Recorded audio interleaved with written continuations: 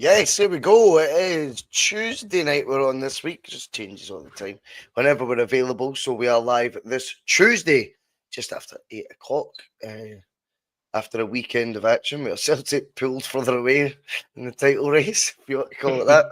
I'm sure that'll get plenty of discussion, as well, of course, the ongoing lack of action in the transfer market, and maybe finding out what the reasons are for that, or what we suspect or surmise that the reasons are for that. And we'll do all that good stuff, and then we'll head over there. Just also very interestingly, this was not planned with the tops. That's very, very bizarre that we're both in white-based Italy tops. We're both away. Is that the away kit for Italy one year, was it?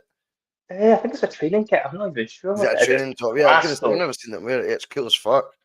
But yeah, don't know why we're both. That's just be a brother telepathy. You know what I mean? Yeah. I got the memo. I got the memo about Unclear tonight. Cool. Right. Okay. Remember, give us a wee like if you can, or a dislike. No bother me. Remember, if you do want to be kind and generous, give us a wee share. We'd always appreciate that. Always good to get as many people onto the bus as possible. Remember, if you're a subscriber, then hit the bell. If you've not hit subscribe, why the fuck not? Hit the subscribe button and get on the bus, cause no fuss. Piesports.com tasty pastry treat is 12.5% off at the checkout when you use the code BUS1888. Also, bus membership, still loads of you who do that. We really, really appreciate it. Helps keep the wheels on the road. And it's $1.99 a month. It's totally optional. Our content will always be free on the channel. Hello. Well, Russell, there is an Oasis reunion that is ongoing at the moment in Murrayfield. But what Celtic are needing is a biblical reconciliation between Celtic manager and board of directors. More on that to follow. But first, a warm hello to the Rangers fans watching. You guys can stop crying your heart out. You've seen this movie before as you drop points again against Dundee. Some might say, Russell, the title race is already over, as little by little points are being dropped across the road in Govan. Celtic are much like Supersonic the Hedgehog domestically as they race away from the competition. The clash of ideologies are apparent in the Celtic boardroom. The importance of being idle for Peter Lawwell is his most important theory this summer. However, for Brendan Rodgers, he has his very own master plan to live forever as a European mastermind at Celtic Park. But the main question is about to be answered shortly. Will Celtic be much like Pedro Caixinha was all those years ago and fucking about in the bushes of European mediocrity?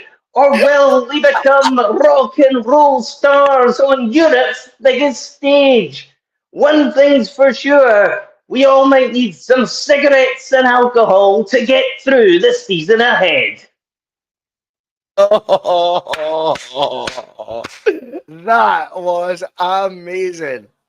I don't care what anyone says. That's fucking brilliant. Well done. That was excellent. To manage to get the importance of being idle in there and make it a dig at Lawwell, I am all for that shit. That was I thought you'd fantastic. like tonight's fun. You know what I penciled in that 2 minutes ago? I thought, oh, he's gonna like this. I I just couldn't. penciled that 2 minutes ago. Did you do that 2 minutes ago? I did that 2 minutes ago. Honestly, Yeah, 2 minutes ago. that's fucking crazy, man. I wished I could do that. That was really, really good. That was Uh-oh. really good. What was the other one you said there that was good? Yeah, to get fucking in the bushes in there. That's just amazing. Yeah. That's So amazing. Folk won't even know. Well, some people might not know. That's the song that Oasis walk out to. It's obviously their own song as well. It's just an instrumental. Fucking in the bushes. I was there on Friday, and after all, bought a ticket after the show with Mark. Was it with Mark on Thursday? No, it was on my own. And I was like, I bet I've ended up buying a ticket. I did £510, and they changed the day. So like, I wondered why the ticket changed price at like the checkout. It changed day. They just changed the ticket. Obviously, the ticket I went for wasn't available anymore, so they've suggested another one. I just seen the prices went up by like a fiver. I was like, we're in too deep now. Do you know what I mean? I hadn't noticed it changed to the Tuesday one, so I was panicking. I felt sick on Friday, but at great further expense, managed to sell that one at a loss, a slight loss, and buy another one slightly more. It's just the typical me. But I was there. That's all that matters. that was all that matters. You were there and you had a good time. Yeah, just got to roll with it. I'm not even going to Sometimes you bother. just have to roll with it. Yeah, I'm not going to. Very I'm good. not. We did. Was one of the few ones we didn't get in there. Roll with it. Yeah, I know. I was You trying to did think of the well. ones. No. I didn't want to look back in anger if I didn't get one in. Oh, touche. We're not doing this all night. We're not doing this. That was really, really good, though. Well done. Anyway, there's a lot of truth in what you're saying, of course, as well. And that's the beauty of the opening gambit. There's wee clues as to what we're going to be talking about. And yes, the Rangers throwing the points little by little away. You're right. Let's talk about the weekend first and foremost. Saturday comes along. I'll tell you a classic. She's not going to like it, but I don't care. We were all well on, right? I'll say my friend who remains unnamed. But she's not spoke for like half an hour. I was like, "What are you doing?" Like, there's a few years like all bantering. She's just with the remote at the telly, and my version of events is she fell out with her Fire Stick guy because she couldn't get access to. She's trying to get the Rangers game on, obviously, so we could see how it was going. Because I think, yeah, well, obviously we were going to have it on in the background anyway, and after like I think maybe some quite forceful text like "this is shit, I'm going back to my old provider" or whatever, he had to explain to her that the game didn't kick off till 6:15, and he can't just make Rangers games appear on the screen in the middle of the afternoon because they suit her. So that was pretty funny. But yeah, so with the game actually does kick off, of course. It was all in the background, right? As I say, it wasn't a Rangers sort of party that I was at or anything. It was just you stick it on. It's a bit of light entertainment, isn't it? Well, it's unexpected as well. You really thought you'd have it on for half an hour, then just turn it off. But oh no, they never fail to disappoint. They look by average, really, really average. Now, this is not going to be because we're talking about Rangers all night, but in chronological order of how the weekend's events or sequence of events led, I felt we were very fortunate to get that penalty at the end. They had a goal rightfully disallowed then after that, and they thought they were going bananas at winning 2-1. I think a 1-1 draw for them. I think the manager was right when he said, at least we didn't get beat. It was a good result. He said it shouldn't come to that though. But I think he was telling the truth then. That Jonathan, my concern and the reason we're talking about Rangers against Dundee is because there's got to be a worry. I've heard it described in other podcasts as conspiracy theory to suggest that it can affect what Celtic's board's thinking is, and that if Rangers continue to sort of drop points left, right, and centre, then it will change or alter our transfer strategy. I'll be honest, I think it does. I am convinced that Celtic operate with very much one eye on the rivals. I don't go into the trap of they really want to keep them close. What I think it is I think we're already better than them, so that'll do us. That's more the attitude. I don't subscribe to the fact that, we like to keep them as close as possible. Some might, because it's the brand, Old Firm brand, that both of them, remember, signed up to again. I think, though, for me, it's a case of they see these results and they use it as encouragement for them to not have to go to the well again, the spending well. I think that these results encourage us to pat ourselves on the back at boardroom level and say, fuck, see, they've even with the 49ers, they still can't get those domestic sort of consistency, that domestic consistency that's required. We've already got enough in the tank here. If something crops up, we'll take it. If it's really, really too good to turn down. But if not, it's good to know that we've got all our ducks in a row and are already ahead of them. I think that's more of what it is. And I don't think that's a conspiracy to think that. I'm not saying I'm 100% right. It's, of course, just my sort of take on it from afar. But I don't think it's a conspiracy to suggest that. And I do worry that Rangers having a completely damaging August can lead to Celtic just being as slow for the rest of this month as they have been the whole window. Yeah, I mean, it's very interesting to see that Rangers, dropping points at home to Dundee was, even by their standards, quite unexpected, to say the least. And I'm sure there'll be some people rubbing their hands with glee in the Celtic boardroom at the thought that Celtic could potentially have a 10-point lead after they play Rangers in the first game of the season at Ibrox, because Rangers are postponing their game when we play Livingston in a couple of weeks' time, where Celtic will play that match. So Celtic will have the chance to open up to 7 points clear going into the game at Ibrox if they can beat Livingston at home. And then potentially, if you're able to turn the screw at Ibrox, 10 points, fair enough, they might have a game in hand, but it's big numbers so early in the season to find yourself trailing in a title race against a rival you have very little success against. But from Celtic's point of view, they may well be feeling. They've done a U-turn today. Have they? Right. See, I like that. That means Jonathan isn't, Rangers obsessed or anything like that. But they've released a statement today to say that they're not taking up the option now, and they are going to play their game. Oh, right. Okay. Well, there you go. What do you make of that? There you go. Well, that is interesting, and that is quite clearly because they've joined the dots there and they know they can't afford to be in a situation where they come out of the game at Ibrox 10 points behind, or the shouting in the stands for Russell Martin to be evicted from his seat would be astronomical, and almost his position would almost be untenable, as ridiculous as that sounds so early in the season.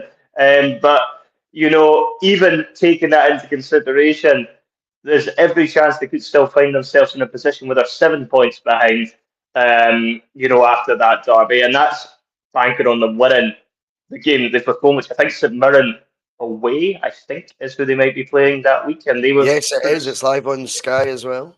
Yeah, so, and St Mirren proved tricky for us on opening day of the season. Very difficult team to break down defensively, and Rangers notoriously struggle against that type of opponent. So there's every chance that they could be going into that first derby of the season under colossal pressure there, and they are looking like they could cave very early this season.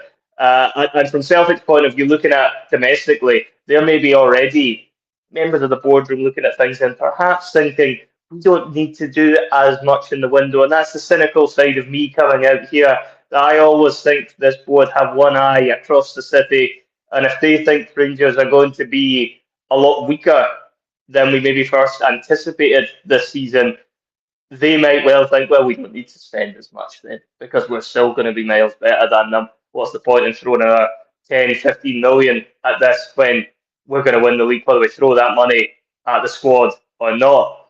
And then it comes back to what I was referring to at the start, which is the clash of ideologies between the board and the manager. And where I might jokingly be saying the importance of being idle. For the Celtic board, it's a way of life. So it's a way of life, and doing it like that. Whereas Brendan Rodgers is the polar opposite, and he needs players in if he's going to make a sustained effort at Europe, he needs players in. If he's going to enhance Celtic's European reputation as well. And I think all those things have to play a part. But certainly because Rangers have dropped points unexpectedly at the weekend, there may well be less urgency, dare I say it, in the Celtic boardroom to actually act. And I do wonder, Russell, if that will mean they might take the same approach towards this qualifier that we've got upcoming and expect us to have enough in the tank. Are you expecting many in before then? Because it doesn't seem like Brendan is. No, I think going by Brendan's sort of demeanour at the presser sort of before the weekend as well, you know, he was sort of just saying like, you know, it was after the game. It was one of the two, I can't remember. And he'd sort of said, you know, I really don't know. That's the honest answer. I don't know if I'm going to be able to bring in other players. You know, we do our bit, and then it's, you know, he was talking about, you know, that there's been a sum of many parts involved. Essentially, is what he was getting at. But the fact he was so vague, you want to hear the manager sort of coming out and saying, "Of course we will. We have to. It's as simple as that. So we will be." I wonder if he's getting to the stage where he's trying his best not to rock the boat, i.e., this time, season 3, first time around, if that makes sense. You know, like this is when he really started to get itchy feet in his first tenure. We had AEK Athens coming up, of course, or in fact, maybe played them by now. I don't know if they were the playoff round or the round before that. I can't remember. But he was definitely beginning to agitate about certain things. And I just get the vibe off him right now that he strikes me as someone who's distancing himself away from the transfer dealings that we're trying to do. He's almost like he's, by saying I don't know, he's making it. He's maybe inadvertently being a Snyder, which I don't mind. I think it's time for a wee bit of Snyder behaviour, to be honest with you. But I wonder if there's a bit of him that's going, I'm almost now saying, fuck all to do with me. I've given them what I want. I've given them my plans. He also seems past the point of caring a little bit in the interviews when he gets asked that question, doesn't he? Yes, there is a bit of that. But I think that's actually, rather than it being past the point of caring, and I do take your point on that, but I actually think what he's doing is he's not passing the point of caring, he's also passing the buck a wee bit. And there's two sides to it. Anyone that thinks it was all rosy in the garden when Postecoglou was here, clearly I've got a green tinted memory of that spell. In Angie's first summer window, which gets heralded all the time, I think people need to remember the rhetoric that Ange had to use in an interview whilst the window was still open. And he says, clearly I've not been forceful enough in my message to the board so far, and I need to do better with that. That was his words. Like, well, I'm paraphrasing him, but it was like that. He said, clearly I'm not getting the message. I need to be more forceful in getting the message across that we need more players.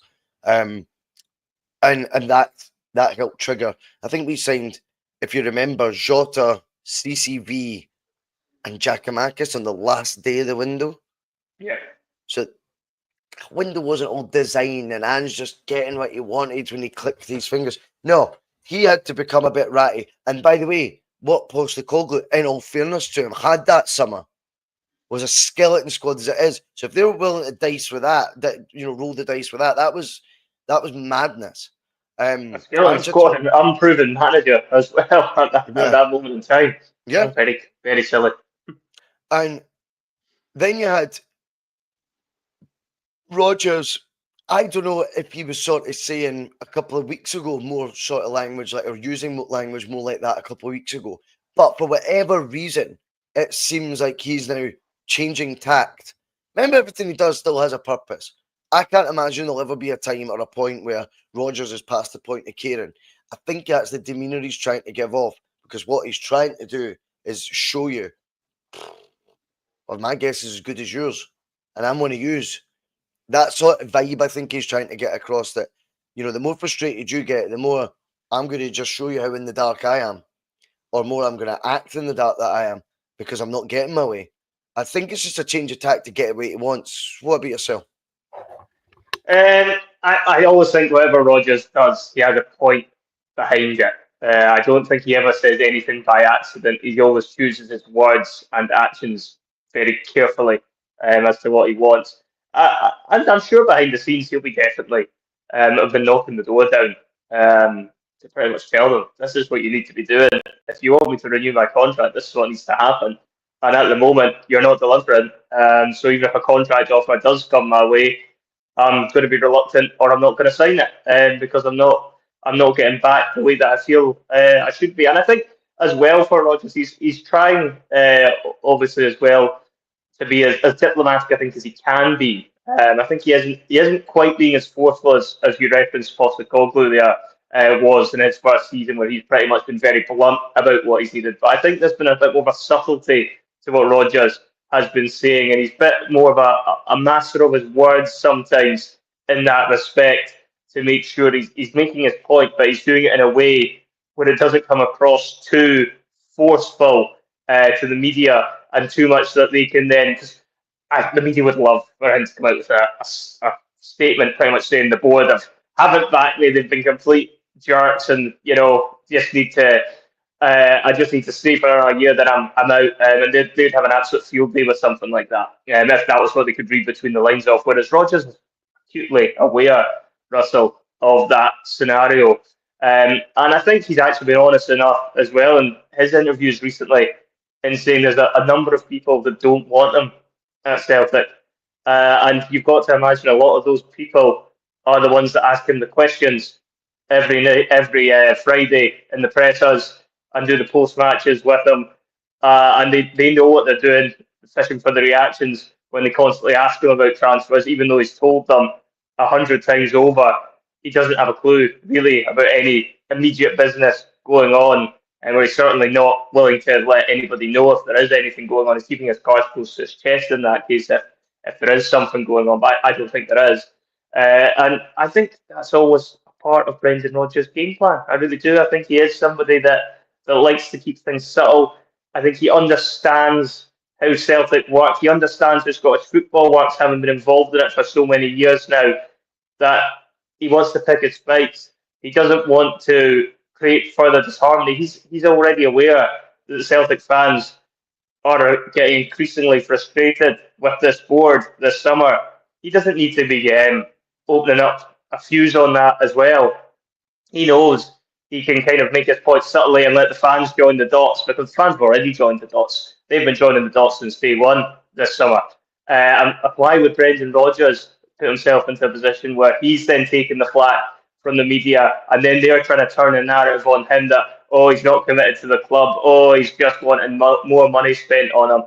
And I think you're already seeing parts of that narrative coming in, that they shouldn't spend as much money on him. I don't know if you watched all of the post-match the Aberdeen game, but you had that Donkey Boyd that was on afterwards, and he was pretty much coming out with all sorts of nonsense, as he always does, of course. But he was coming out with statements such as, "Oh, he should be given more money because essentially he's got an £11 million player on his bench," and obviously he doesn't think he does fully up to scratch, or they wouldn't be looking for another striker in there as well. So Chris Boyd's argument was essentially the Celtic board don't need to back Brendan because what Brendan has brought in terms of his biggest money signings haven't delivered enough.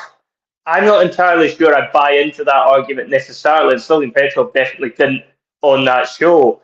But I wonder if that is part of the argument as well, as to why the board are maybe not willing to throw as much money at him.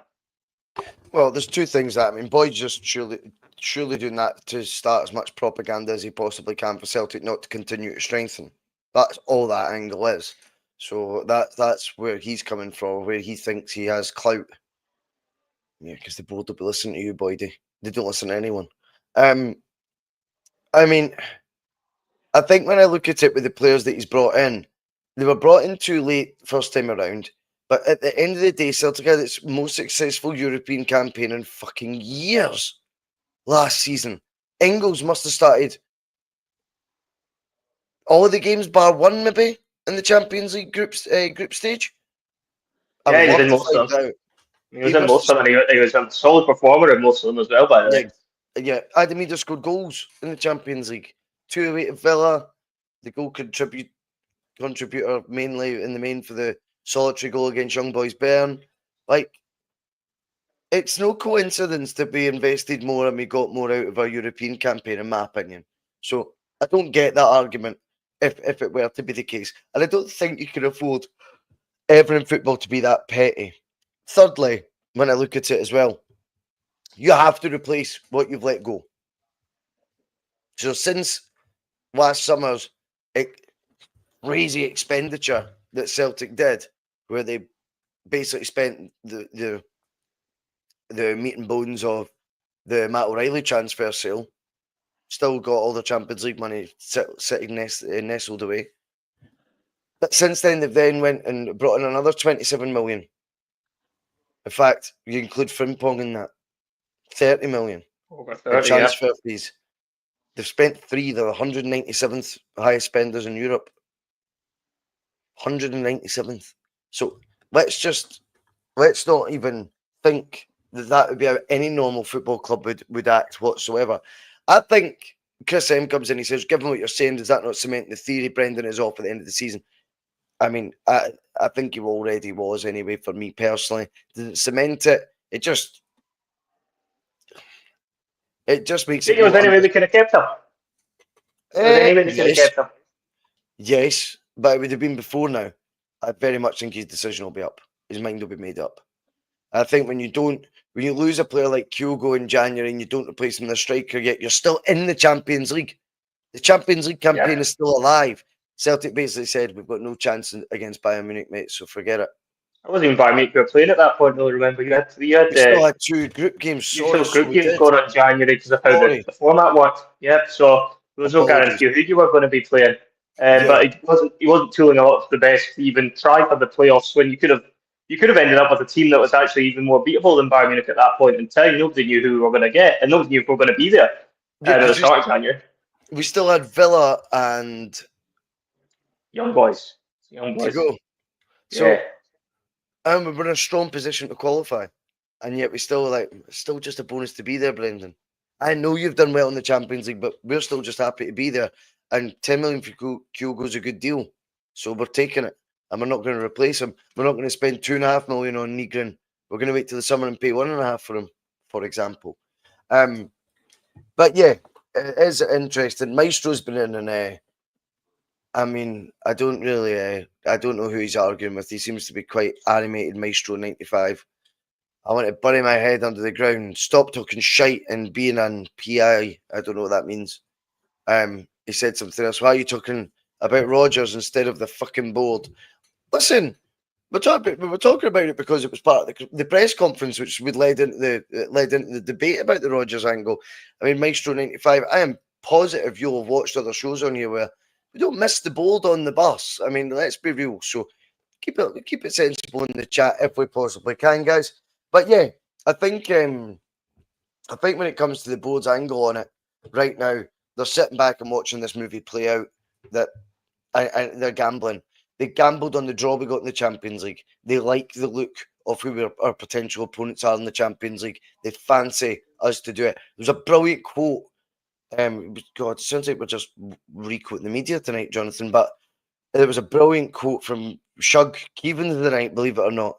And he said, the fans said when Rodgers left in his third season, in his first spell, you traded immortality for mediocrity. He says, well, now Celtic are wanting him to achieve immortality with mediocrity. I thought it was very good. I mean, I don't want to describe all our players as mediocre or anything like that, but what he's got options-wise isn't strong enough for a Champions League campaign coming up.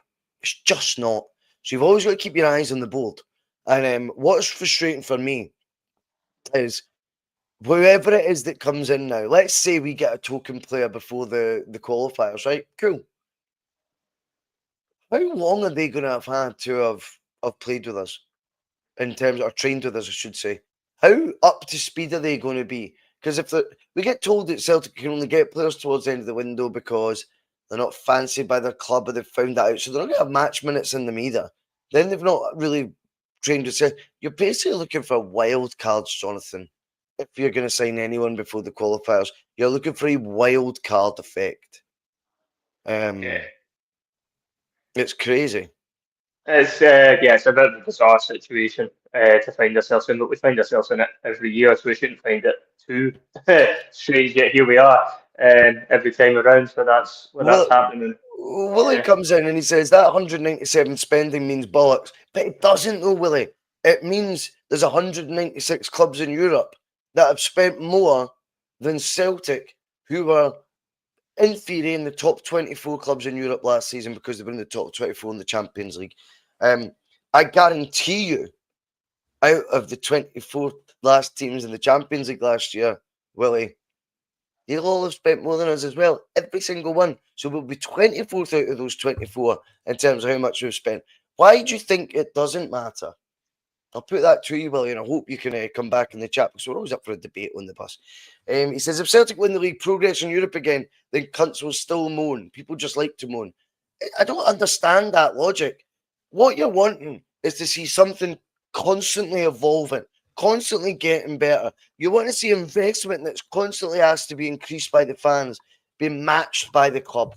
I don't understand, Willie, why you'd just be sitting back happy to be asset stripping the first team squad of Nicholas Kuhn, Kyogo, and not wanting them at the very least replaced. Let alone before we get to the evolution bit I'm talking about and evolving the team. Don't worry about that, Willie. I just want us to replace players now.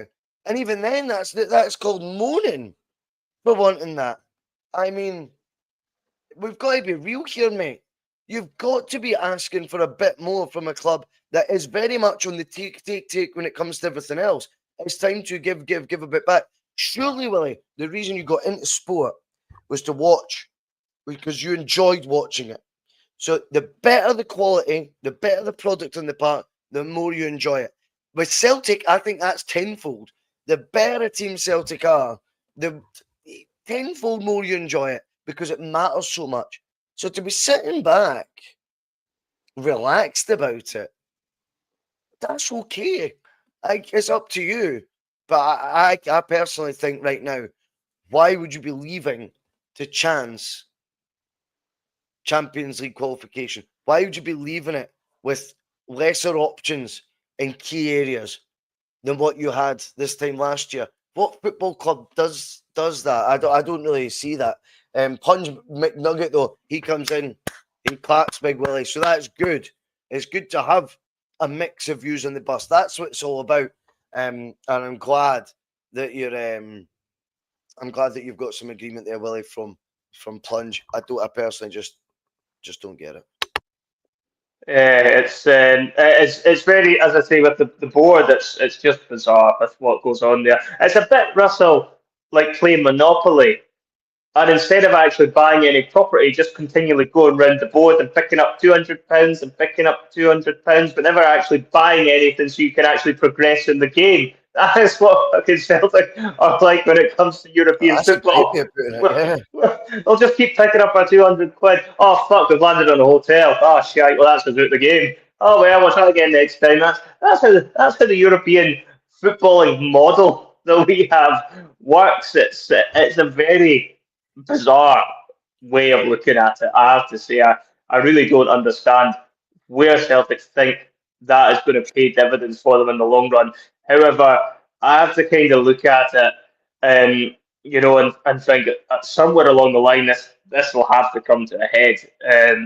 I just don't know when it will actually be. I don't know what it will take. The board tends to be reactive. I don't know if it would be a case that if we were to have a disaster in Europe, that might spring them into action. I don't know if we were to, God forbid, fail in the qualifier, that might rattle their heads a little bit. I highly doubt it would.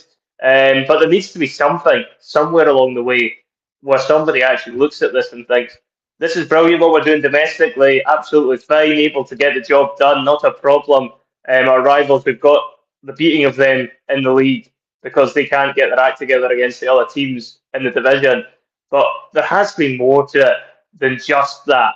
Celtic have been able to dominate Scottish football for many, many years now. Um, but where they've let themselves down massively is in Europe. There's no getting away from it. They've not had many Mm. what you would class as successful seasons in Europe in recent seasons. None. None, not really. No, I mean last season I would say was progress. Whether you class that as a When you've success, I dropped your don't know. standards so much, last season's a good season. It's Yeah, well, cheating. that's what I mean. They've kind of got to a place now where, obviously we were talking about last week, like it was knockout football. It's essentially a playoff round because of how the restructure has worked with the Champions League. And I don't think getting to the top 24 should just be the ceiling that we're looking to achieve when it comes to European football, top 24 of the Champions League. We can do more than that. And you can see other teams in that competition of a similar level to Celtic that do more in that competition. Just Dare I do say it, it. Rangers I love do that. more in the Europa League as well. So there is definitely room for improvement there. I do wonder what's going to happen between now and the end of the window. I think they're going to run exactly as they are for these qualifiers. I don't think there will be any new additions. Certainly not before the first leg. I think it's more likely to happen once the board know for sure they've got that Champions League money coming in, and then they'll spring into action and try and see if they can do some business later on.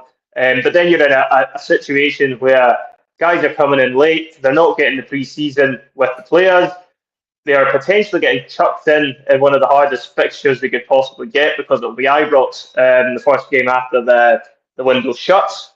And then you're pretty much straight into these Champions League games if everything goes the way we want and we get through the qualifier. They're then only 2 or 3 weeks away from having to play Champions League nights at Celtic Park against some of the best teams the world has to offer.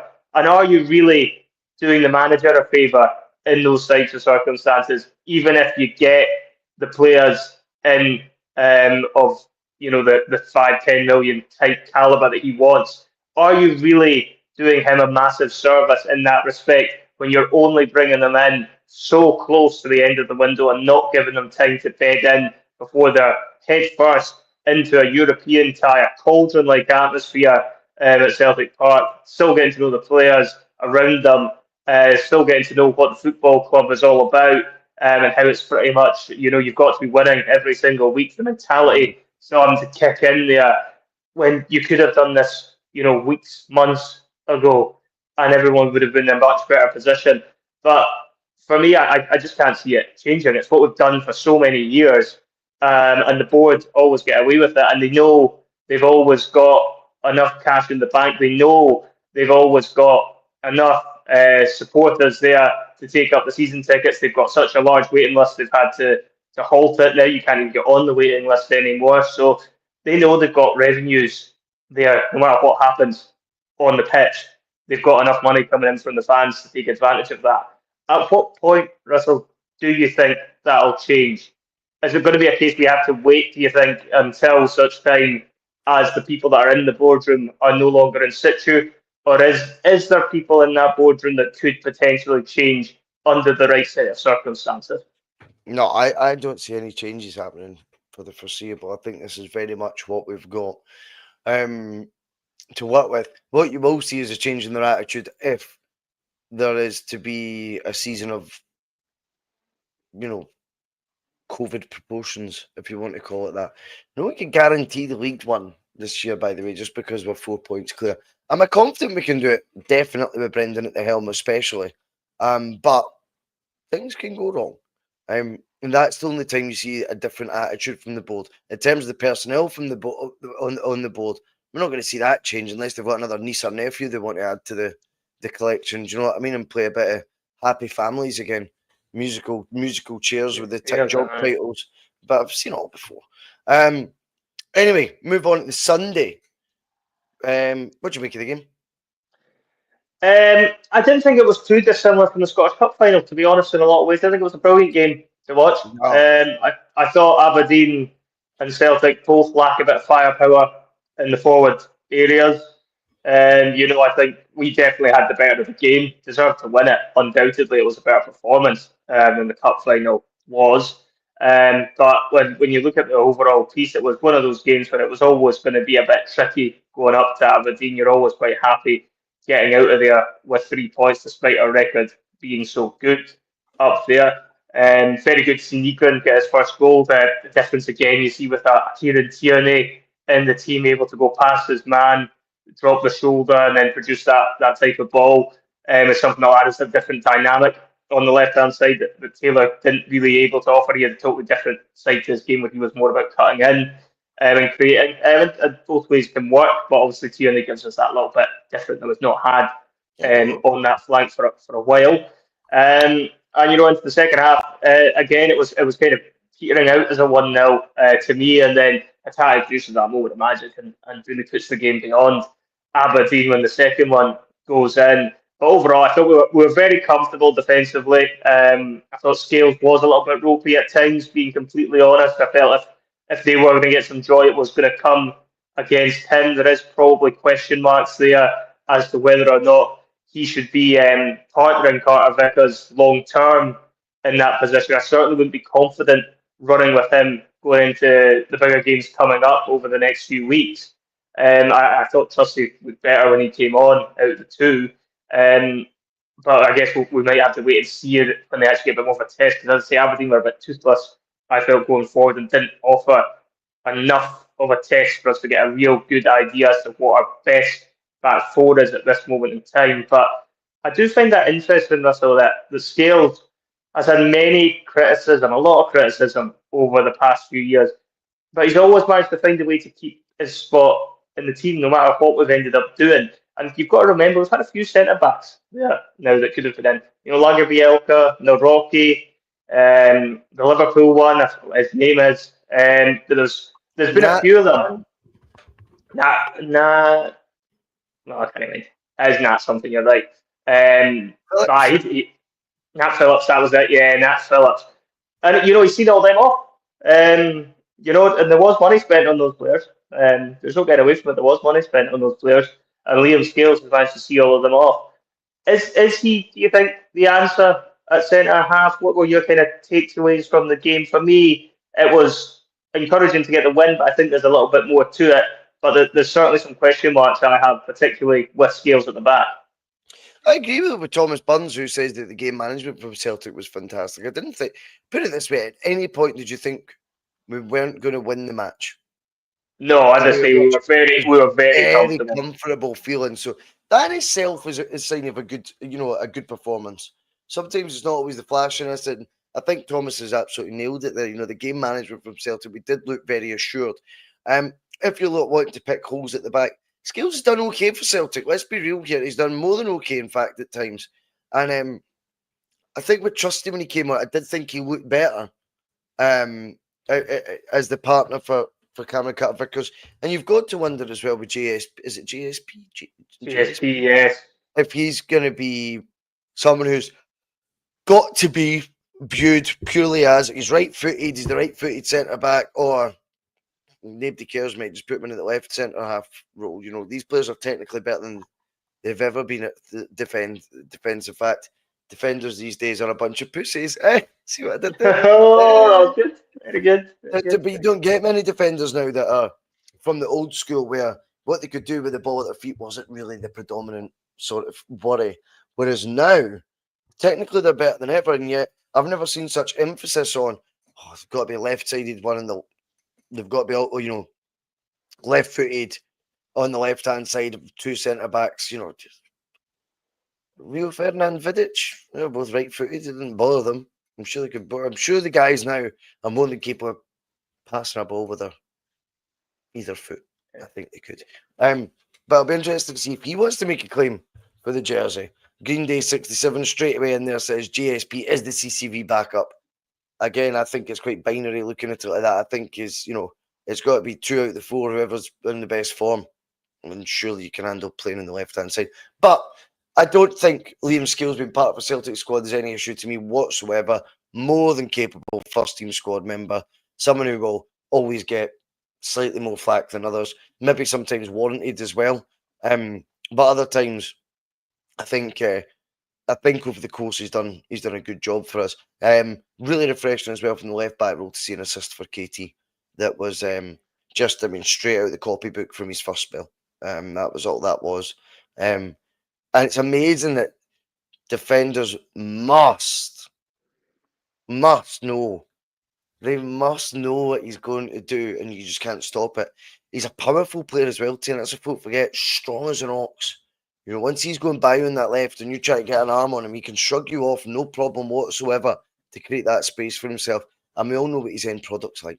His end product is very good. Obviously, on that goal, Nygren on the end of it, and he just looks like someone who's going to be contributing goals this year, which again, is huge. I can't emphasise enough. 36 goal contributions from Nicholas Kuhn last year didn't need replaced. Kyogo's our top scorer 3 years in a row. Left midway through his fourth season with, a pure goal tally then, but 3 years in a row our top scorer. He needs replaced. These goals, so there's a huge onus, I think, on Nygren as well. A £1.5 million signing from Sweden to do so. But I've got to say the early signs for him look good.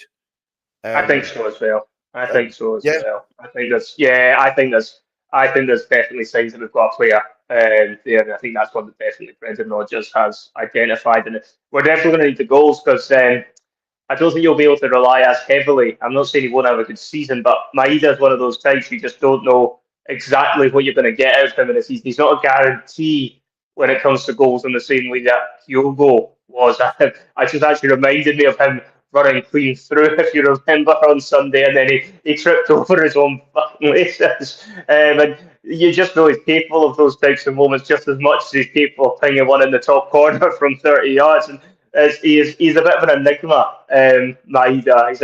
He's a bit like the modern day Samaras in some respects, in the sense you just don't know what you're going to get with him.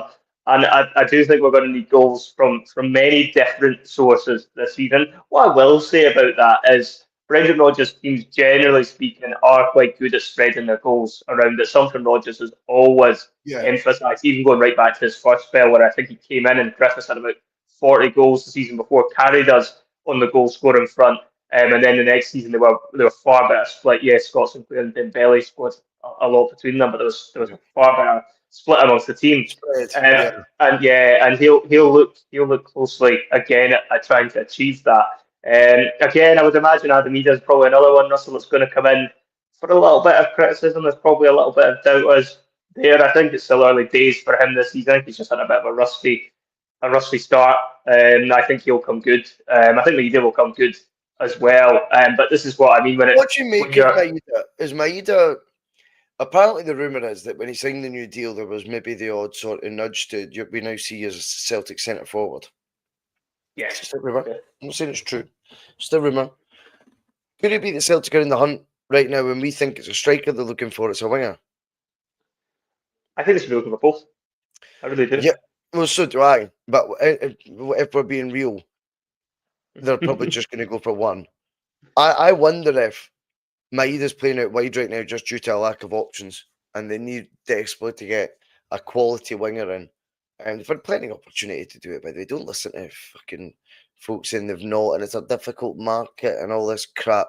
Celtic don't find it a difficult market to sell in. So, the clubs that are buying players off us, they're not having a difficult market because they're buying all our fucking players. But I do think Maeda maybe would like to be up front as well. Just a vibe I get. I think he would like to be the centre forward. Did you get a wee fright this week when the rumour mill started spinning? I think it was yesterday morning because a Japanese outlet had sort of reported Dyson Maeda could be for a transfer.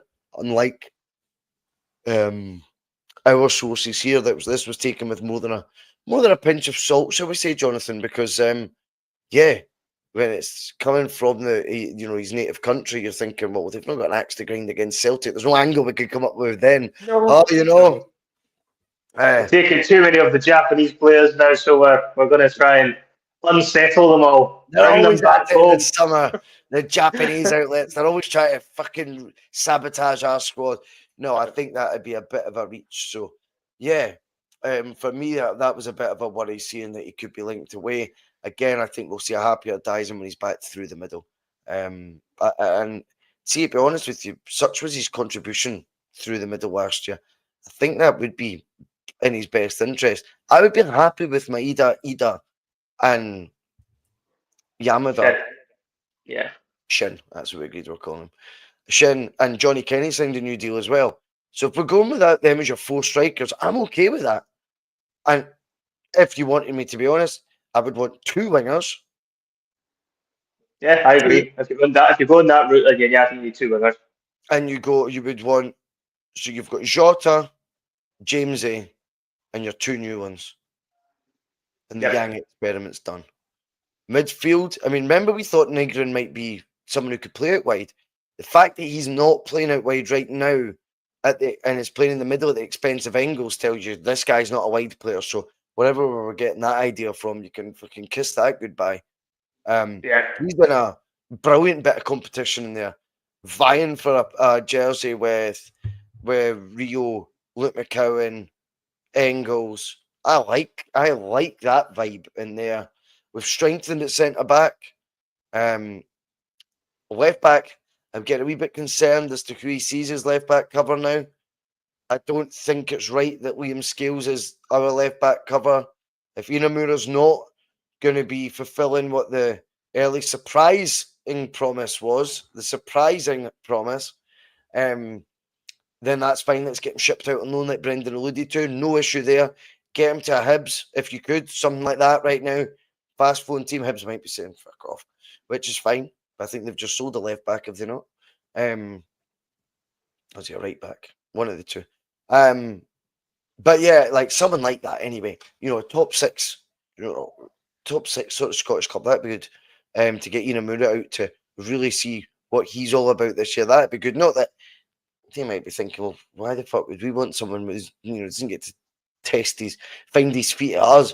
But he will if he's good enough. So we'll see.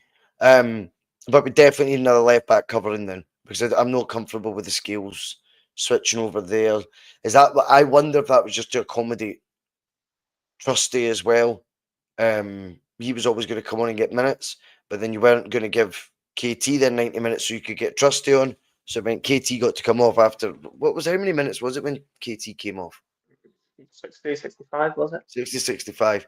I think if that's going to be maybe your new normal with KT as well, you need to have a decent left back cover. Now, I don't mean that against Liam Scales.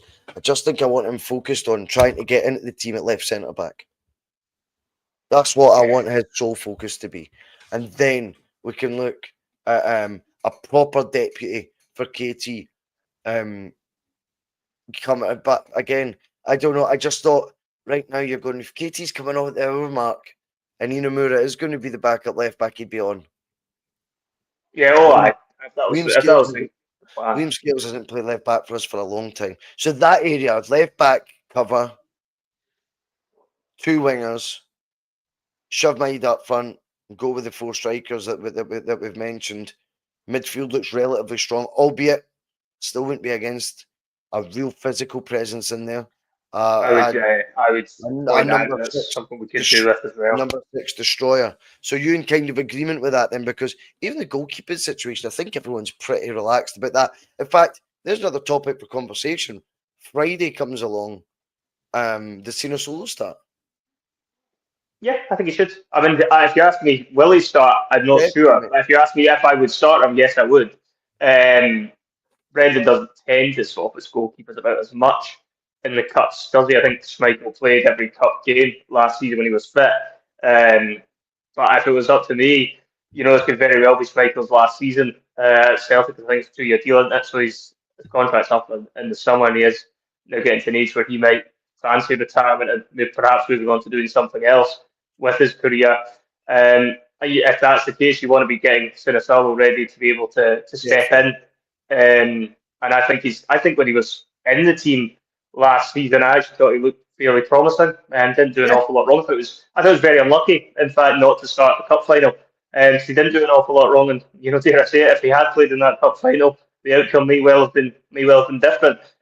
So there is definitely an argument to start getting him some minutes and see exactly what he's all about. And certainly a home game to Falkirk in the League Cup sounds a perfect opportunity to give him some game time and see what he's all about if he's called upon in a game like that. But going back to obviously the transfers you're talking about there, I would agree. I do think I really like to see a powerhouse midfielder. I've been calling out for one of these guys for years. I always think that's where when we turn on stuck against Rangers is in the midfield. And as much as we've got a lot of quality and far better technically quality players than Yep. the middle of the park, Rangers tend to dominate that centre of the park zone when they get the better of us. And I feel like that's just because we've not got somebody who can mix it a little bit. Some of our players can end up becoming a little bit ruffled when they've got somebody like a Raskin in amongst their faces and nibbling away at them constantly, similar to what Scott Brown used to do for us in those games. And I feel like McGregor aside, we probably lacked that little bit of bite. And for me, McGregor doesn't do that anywhere near as well as Scott Brown, for example, used to do. And I do think that's an area that could do with being addressed, and it's something that we've kind of overlooked for many years now. I don't think it will get addressed in this window, but it's interesting you mentioned it because it's one that I've looked at. I think we definitely need to do something there. Yeah, I bet physicality wouldn't go amiss, would it? Yeah, especially I think even just for European games, sometimes Russell as well. You're going to be in games where there are going to be midfielders that are more technically sound than you when you're playing at the highest level. If we get through this qualifier, and sometimes you need players that can just mix it up a little bit and try and ruffle some feathers and throw them off the game. Hey. And that can sometimes make a massive difference. At times in those games. But I mean, looking at what you were saying in terms of who I think they'll bring in, I would be surprised if it's more than two that we get more. I think it will be two. I think it'll be a winger.